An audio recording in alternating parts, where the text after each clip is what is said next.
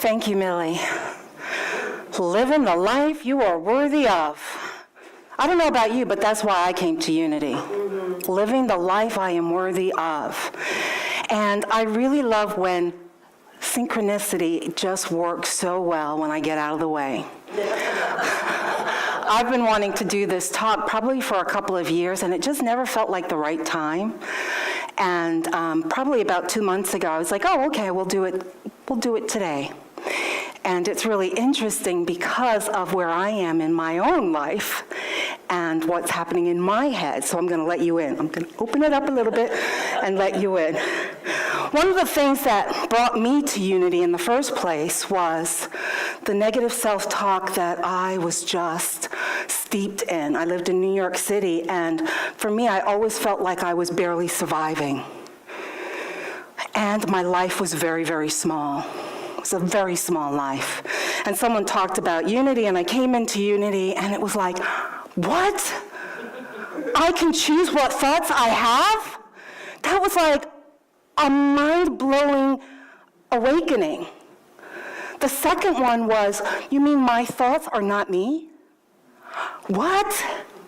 That was just like, how is that even possible? And that was my awakening. That was when I realized that I could control those thoughts.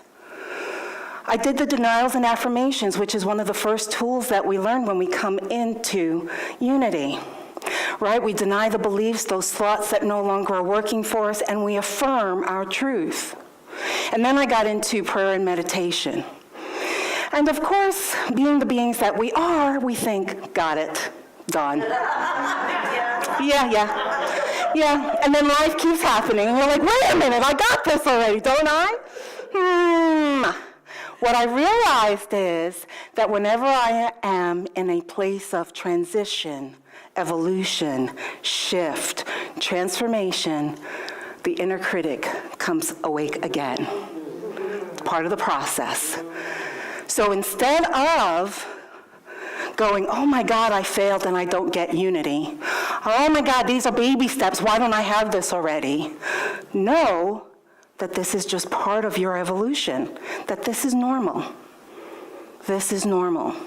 So today we're going to look at it in a new way. We're not going to look at it through denials and affirmations. You guys know how to do that already. But we're going to look at it from where do these things come from in the first place, right? Where do we hear those thoughts that go through, oh, God, Sherrie, you are so freaking weird. Why don't you fit in, right? Where do those thoughts come from? So we're going to talk a little bit about that. And first we're going to start off with this one quote that I found that I really like. And it comes from Lisa Firestone, who wrote an article that says, your inner critic, are you letting it sabotage your relationships? This is profound, my friends. Identifying what our inner critic is telling us about ourselves and other people enables us to become conscious of the unconscious influences from our past. To break from our own destructive patterns, we must gain an understanding of the defenses we formed as children that once helped us deal with hardships, but now hold a negative influence on our lives. My friends, this is profound. If you walk away with nothing today, walk away with this. Wow. So this is where the stuff comes from. So for example, when I was a little kid, my family would say, Sherrie, you know, you have such book sense, but you have no street smarts. Huh. So as a little kid, what do you think I took in from that? A couple of guesses. You're dumb. Dumb, good. What else? Something's wrong with you. Something's wrong with me? Gullible. Gullible, yes. Weak, awesome. Pushover, thank you, Linda, yes. So my childhood, I was very much an introvert. I read, that's all I did. Reading was like my reason for living. I didn't have much of a social life. Well, why would I? Why would I have a social life if I have no street smarts? Okay, so that came because my parents were trying to protect me, were they not? Right? So then I become an adult. And that same thought is going through my head.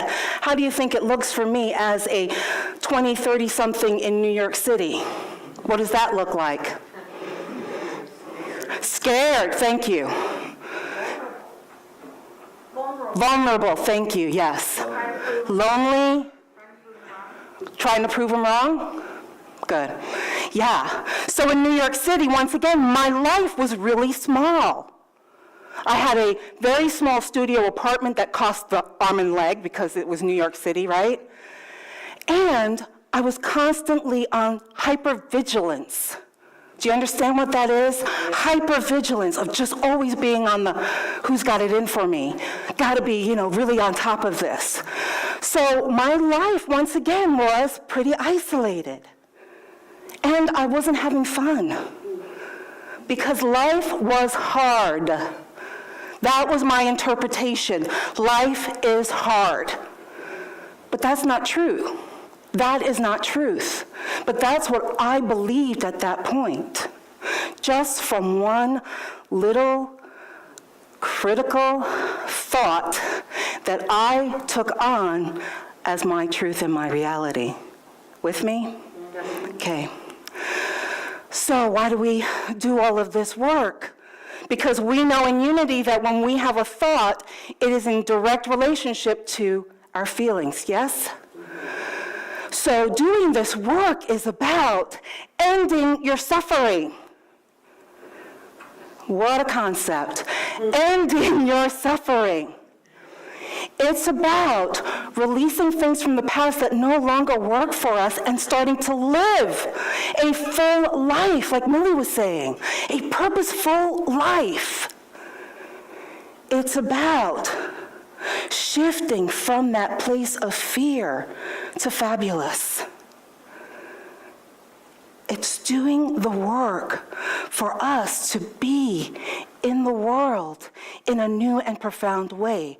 That's why we do this. Not because your minister or spiritual leader stands up before you and says, you know what, this is a good idea that you should do it. No. It's because it changes your life. That's why I do the work that I do. It changes my life. And I hope then that it changes your life as well. So we have this amazing power then to shift from living a very small life to being a powerful being. The issue is that a lot of times spiritual leaders talk about, what does your inner voice say to you? What does that still inner voice say to you? Because that's where your wisdom is. Now, if you have not differentiated between your inner critic and your wise person, guess what you're hearing? You're only hearing your inner critic, my friend, because it's pretty loud and overpowering. All right? So this is like another reason why you do this work. Because now you're able to differentiate, oh, this is my inner critic going, nya, versus, ooh, this is my wisdom. This is from allness. This is filled with possibilities. Understand me, yes or no? Yes. Okay, super. So I'm going to give you a couple of tools that you can work on to work through this, and it's going to be a little different than what you're used to. The first one, they're both 5 steps. I'm giving you 2 paths that you can choose. This one I got from Jay Koch, who is a behavioral cognitive therapist. Not that I was in therapy. Yes, I am, thank you. Every minister should be in therapy, my humble opinion. But he talks about how do you then silence that inner critic when that voice comes up. So the first one is scientifically provable, is it? So for example, I know that something's going on when I hear things in my head that goes, oh my God, your outfit is so ugly. Why would you choose that? Why are you putting that on? You know, you don't look right in that. Oh my God, right? Then it's the hair thing that starts as well, right? We know that. So notice the first step is not, is it a rational thought? Because you and I know I can rationalize anything, and I'm sure that you can as well. So it goes here to, is it scientifically provable?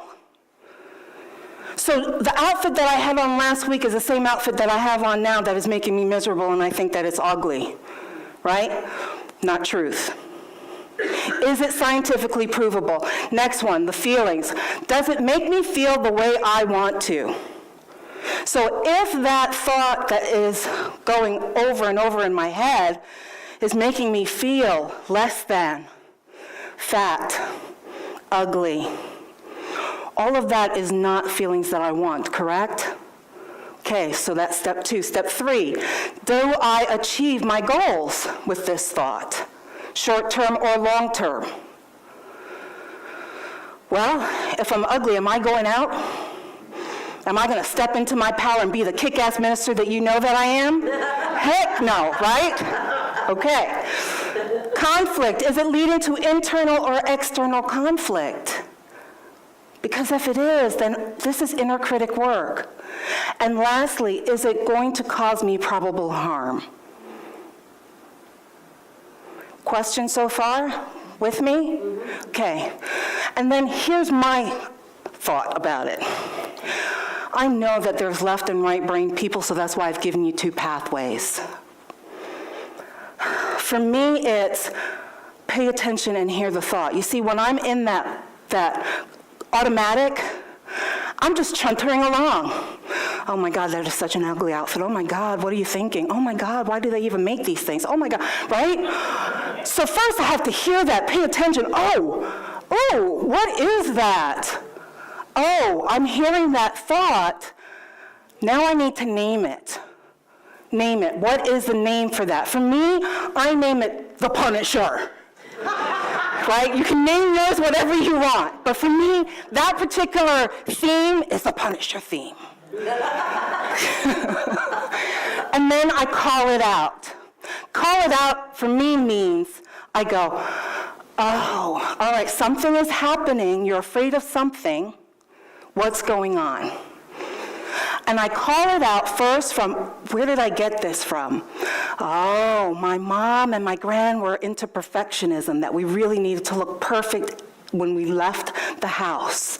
And that was their way of ensuring that we were okay in the world, in that culture. So it was a form of protection again. So for me, when I hear that, I'm like, oh, okay, I'm afraid. I'm afraid, and I'm afraid to step out in a new way. Oh, so that's what's going on. So that's a calling out. And then the next thing I love it. Now that seems contrary to what you would do with your inner critic, but once again, what we're learning is that it's about integration, is it not? It's not about seeing a shadow aspect of ourselves, calling it bad, and trying to suppress it. We know that does not work, yes? Yes. Thank you, Sharon.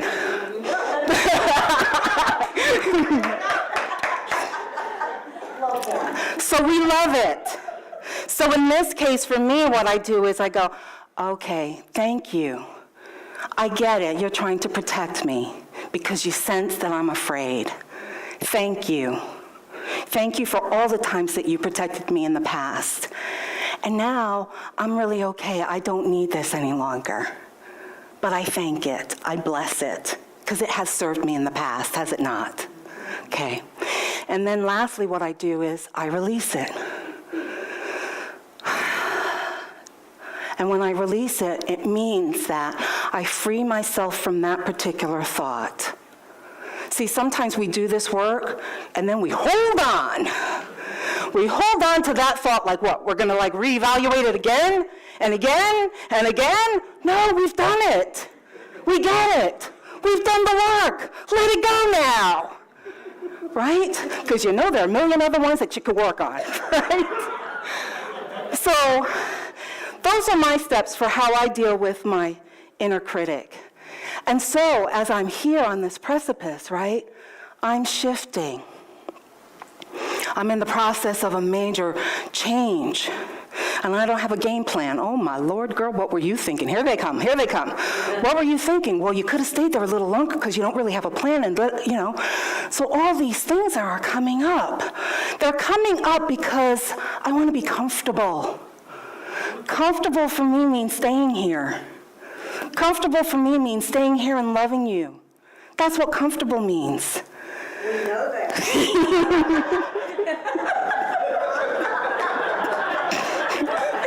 I love you.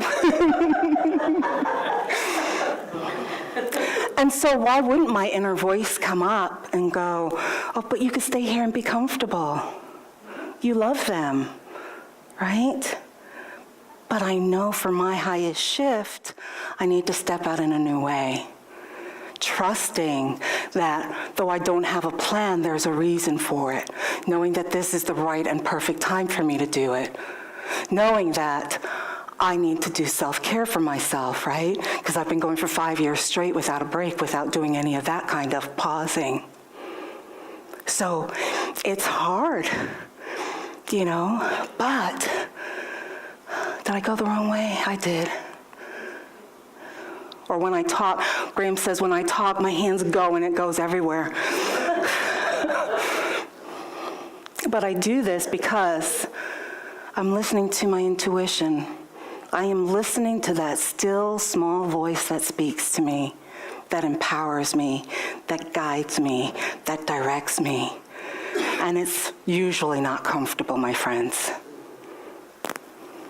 So, as we are in the process of separating from each other, I invite you also to do this work as far as what are the thoughts that come up for you as I'm leaving?